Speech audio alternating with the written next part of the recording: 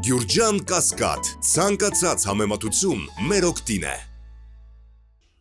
Նրանք ովքեր որ լծվելու են, ասենք եթե Ադրբեջանը, սա նշանակում է, որ դասվստահաբար մասում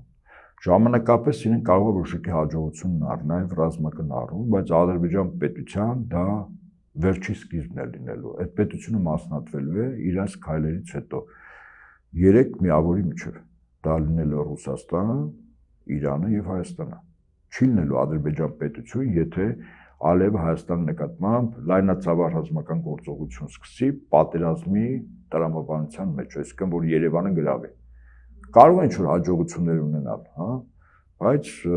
եւ Ռուսաստանը եւ Իրանը ըստ արժանավույն են գնահատելու այդ տարածքը, որը իրենց երկրները, իսկ այս տարածքները դուք պատկերացրեք մի քանի 100 տարի երկարաձիգ դարեր եղել են Իրանի կամ Պարսկաստանի տարածք։ Պարսկաստանը երկու պատերազմում պարտվելով կնքել է Ռուսաստանի հետ պայմանագիր, մեկը 1813 Գյուլիստանի պայմանագիր, մյուսը 1828 Թուրքմենչայի պայմանագիր։ Առաջինով 7 խանություններ անցել են Ռուսաստանին, այդ թվում նաև Ղարաբաղի խանությունը, այդ թվում նաև Բաքվի խանությունը, այո, ընդ որում այդ 7 խանություններից ամենամեծը Ղարաբաղն է 24000 քառակուսի կիլոմետր։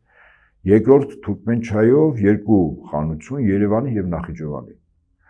Հիմա իրենք հրաշալի գիտեն, չէ՞ սա ում տարածքն է։ Իրենք գիտեն այս հողի տերը ով է, իրապես է, եթե այսպես ավելի խորքով նայենք, հա, եւ եթե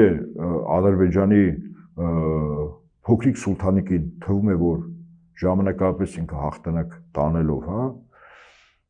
Հայաստանի նկատմամբ կարող է իր տարածքները մեծացնել կամ Իրանի նկատմամբ ագրեսիայից հետո մեծ Ադրբեջան ստեղծել, կարծում եմ, կարող է եւ մեծ Ադրբեջան ստեղծվի դեպ, բայց կենտրոնը Բաքուն չի լինի, կենտրոնը Թավրիզը կլինի, այսինքն այդ Ադրբեջանի մի մաս ուղղակի կմիանա Իրան, այսպիսի վերջաբան կարող է Ալիևին